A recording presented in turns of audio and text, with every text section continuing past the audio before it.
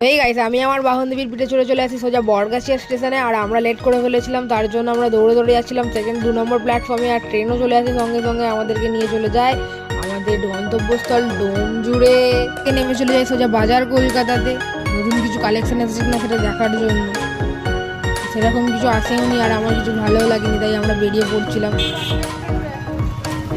হাঁটতে হাঁটতে গল্প করতে করতে ফোন ঘাঁটতে ঘাঁটতে চলে যাচ্ছিলাম পাশের একটা মলেতে।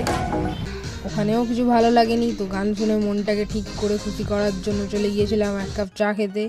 চা খেয়ে আবার ধরে নি হাওড়া আমতা লোকাল, চলে যাই বরগাছিয়ার উদ্দেশ্যে। বরগাছিয়ায় গিয়ে চলে যাই সোজা শ্রীহরি রেস্টুরেন্টে। অর্ডার দিয়ে দিই 2টো এগ চিকেন চাও, ধোয়া ধোয়া গরম গরম এগ চিকেন চাও। তো এখানে দেবু নিজের এগ চাও কমপ্লিট না করতে পারার জন্য প্যাকিং করে নিচ্ছিল, এখানে কিছু নিয়ে নিচ্ছিল বাড়ির জন্য।